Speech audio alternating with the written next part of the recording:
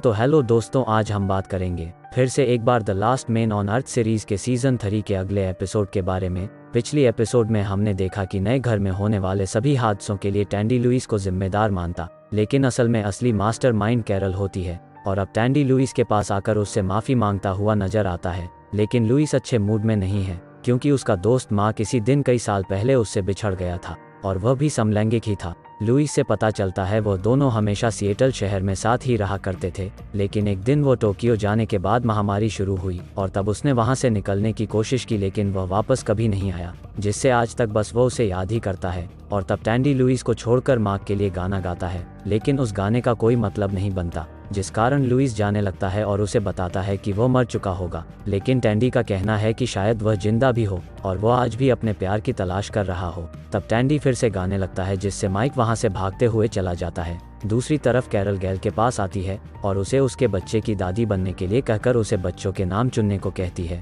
जिसमें सब नाम भी वही बताने लगती हैं। सब नाम सुनकर गैल हैरान है कि क्या कैरल को दौरे पड़ते हैं, लेकिन कैरल का कहना है कि यह उसकी प्रतिभा है, लेकिन फिलहाल गैल उसके बच्चे की दादी बनने के लिए तैयार नहीं है। दूसरी तरफ टैंडी फिर से लुइस के पास आता है और वह मार्क की तस्वीर देखता है और उसे उसके साथ सिएटल चलने को कहता है, लेकिन वो फिर से बताता है कि मार्क नहीं रहा। पर टैंडी सोचता है कि उसने उसे मरते थोड़ी देखा है और वह अब भी उसे ढूंढने के लिए कहता है, पर लुइस उसे बाहर निकाल देता है, जिसके बाद वह कई बार उसे मिलने आता है, लेकिन लुइस उसे देखते ही दरवाज़ा बंद कर देता है। तब कैरल भी आती है और उसे सिएटल चलने को कहती है, लेकिन वह नहीं जाना चाहता है। रात में एक बार और टैंडी उसके पास आता है, जिससे लुइस अब गुस्से में सिएटल नहीं जाने के लिए कहता है, पर टैंडी उसे बताता है कि वह बस उससे इस बारे में माफ़ी मांगने आया था। जिसके बाद वह उसे टेजर गन से बिजली का झटका देता है और उसे उठाकर कार में लाता है और लुइस समझ जाता है कि वो उसे कहाँ ले जा रहा है, पर हर बार लगातार लुइस मार्क के न होने के बारे में बताता है। लेकिन टैंडी भी उसे समझाता है कि माइक भी उसके लिए मर चुका था, लेकिन फिर भी माइक ने उसे 3 साल बाद के बाद माल्बू में ढूंढ ही लिया। अगर यह चमत्कार उन दोनों भाइयों को मिला सकता है तो ऐसा ही कुछ उनके साथ भी हो सकता है। दूसरी तरफ कैरल गैल के पास फिर से आती है और उसने उसके लिए कुछ खास तस्वीरें बनाई है, जिसमें यह दिखाया गया है कि अगर वह किसी बच्चे की दादी बनती है तो वह बेहद खूबसूरत और आकर्षक दादी दिखाई देगी, लेकिन वह अगर किसी के भी पोता पोती नहीं अपनाती तो वह कुछ इस प्रकार की दिखाई देगी। और अब पेंटिंग देखकर गैल हैरान होती है और वह कैरल से सहमत होती है उसके बच्चे को एक दादी का प्यार देने के लिए।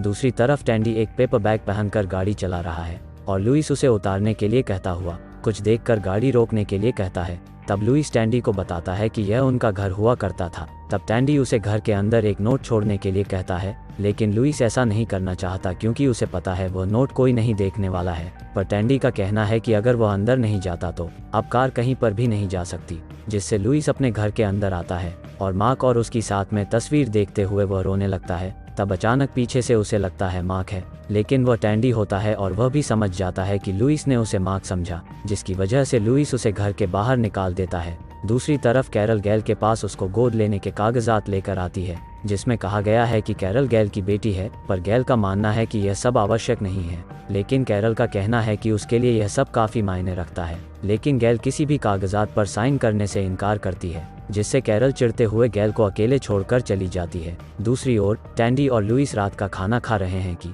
लुइस बताता है कि वह यह बोतल वह मार्क के साथ वापस आने के बाद साथ में पीने वाले थे, जिसके बाद वह उसे खोलने लगता है, लेकिन टैंडी उसे उस बोतल को खोलने से रोक रहा है। लेकिन लुइस बोतल को खोलकर ग्लास में भरता है, जिसके बाद टैंडी उसे अपने बारे में एक नोट छोड़ने की कहानी को बताने लगता है कि वो खुद आत्महत्या करने वाला था, लेकिन चट्टान से टकराने से पहले उसने आसमान में धुएं को देखा। तब वह उसके लिए एक संकेत था जिससे वह कैरल से जुड़ पाया। निराश टैंडी उसे अकेले ही उसके बोतल का मजा लेने के लिए छोड़कर चला जाता है। दूसरी तरफ टॉड यह देखकर सदमे में है कि शॉशैंक रिडेम्पशन की फिल्म की शायद शूटिंग चल रही है, क्योंकि मेलिसा एंडी बन चुकी है और वह उसे उसका दोस्त रेड कहकर बुला रही है, और वह यह भी जानती है कि वह चीज़ों को जेल में ला सकता है। पर टॉड उसे यह सब ड्रामा बंद करने के लिए कहता है, जिससे मेलिसा गुस्से में उसने बनाई सुरंग में चली जाती है और टॉड सुरंग देखकर हैरान है। और आज सिएटल से जाने से पहले लुइस मार्क के लिए एक नोट छोड़कर जाता है। दूसरी ओर गेल कैरल के पास आती है और वह दोनों भी अभी उस बात पर बहस कर रही है कि गोद लेने की कागजात पर साइन करना क्यों महत्वपूर्ण है।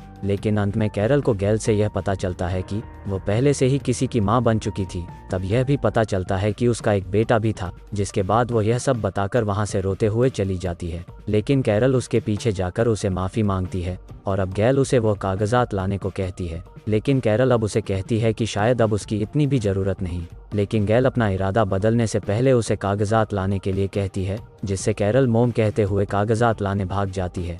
दूसरी ओर टैंडी माइक से मिलने घर आता है, लेकिन वह उसके रूम में नहीं जाता, पर उसके लिए एक नोट दरवाजे पर छोड़कर अपने दोस्तों को मिलने के बाद किसी से बिना बात करे ही अपने एक दोस्त को साथ में लाता है। घर पर अगले दिन टैंडी और कैरल गैल के साथ फैमिली फोटोज लेने के लिए पूरी तरह से तैयार दिखाई देते हैं, लेकिन लुइस इस बात से हैरान है कि इन झंडू ड्रेस को पहनने से अच्छा है वो अपने कपड़ों में ही तस्वीरें ले, और यह बात टैंडी उसे समझाने के लिए धन्यवाद देता है। दूसरी तरफ टॉड मेलिसा से मिलने जाता है और वह एक डॉल के साथ दिखाई देती है। तब टॉड की बातों से पता चलता है कि वो सिर्फ उसका बॉयफ्रेंड रहना चाहता है, और इस बात से मेलिसा तब गुस्से में आकर उससे अपना रिश्ता तोड़ देती है, क्योंकि वो उसे एक बच्चे की जिद कर रही होती है, वो आरोप करते हुए कि वो उसे एक बच्चा नहीं दे सकता तो वह यहाँ से भी जा सकता है। दूसरी तरफ फैमिली फोटोज निकाले जा रहे हैं, पर गैल को ऐसी हरकतें बिल्कुल पसंद नहीं है, इसलिए वह आंखें ही नहीं खोलती है, जिससे कैरल और टैंडी दोनों परेशान होने लगते हैं। तब टैंडी जाने का नाटक करता है, लेकिन गैल काफ़ी चालाक है, तब वह बिना देखे लिफ्ट के पास जाने लगती है और वहाँ से भाग जाती है।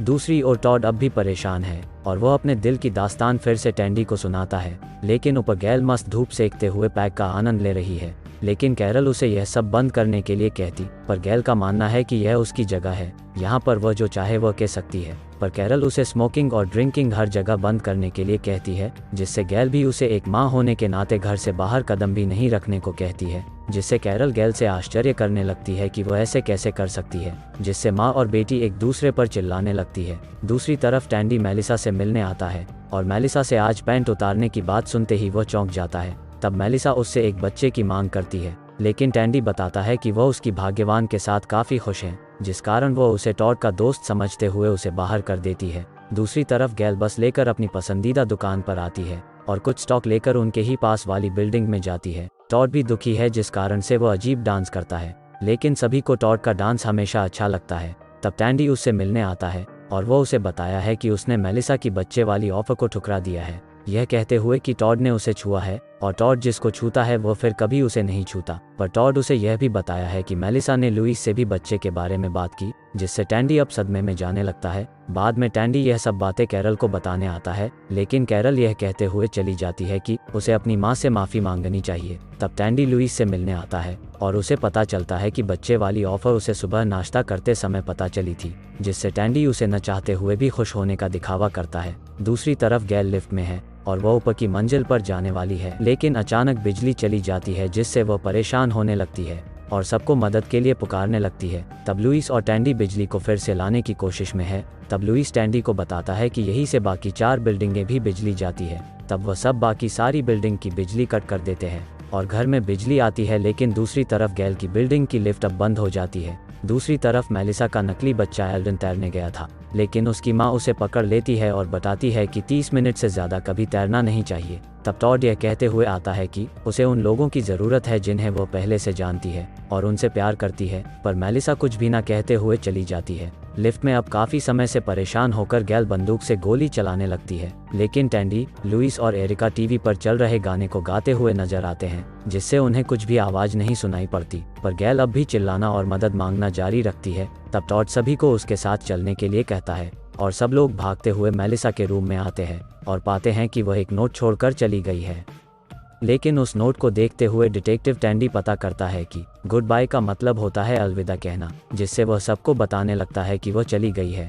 और डिटेक्टिव टैंडी सबको बताता है कि उसने यह नोट उसके हाथ से लिखा है, पर टॉड का मानना है कि उस सब उन्हें भी पता है और वह अब समय बर्बाद नहीं कर सकते, जिसके बाद अब सब उसे खोजने लगते हैं। तब गाड़ी के अंदर टैंडी जोर से कैरल के लिए हॉर्न बजाने लगता है और गैल यह सुन लेती है और फायर करने लगती है, लेकिन हॉर्न अब भी जारी है, जिस वजह से उन्हें गोली की आवाज़ सुनाई नहीं देती है। पर कैरल गैल के लिए भी एक नोट छोड़कर उनके साथ चली जाती है, पर चप्पा चप्पा देखने बाद भी वो उन्हें नहीं मिलती, लेकिन टॉड अभी फिर से उसे खोजते हुए जाने लगता है। सुबह घर में एरिका और लुइस मैप पर कार से वो कहाँ तक 48 घंटों में जा सकती है इसके बारे में सोच रहे हैं, लेकिन एक टी-रेक्स वहाँ पर आता है, लेकिन दोनों टैंडी को पहचानकर उसे बताने लगते हैं कि मेलिसा को ढूंढने में यह सूट कैसे मददगार साबित हो सकता है। तब टैंडी बताता है कि वह वैसे ही जैसे वह पागलों की तरह पागलों को पकड़ लेते हैं। तब टॉड आते ही डायनासोर को देखते हुए चिल्लाकर भागने लगता है, लेकिन टैंडी उसे संभाल लेता है। जिसके बाद टॉड ने उसे कल रात भर हर जगह देखा लेकिन कोई फायदा नहीं हुआ, पर अब टैंडी उसे अच्छी नींद लेने के लिए कहता है।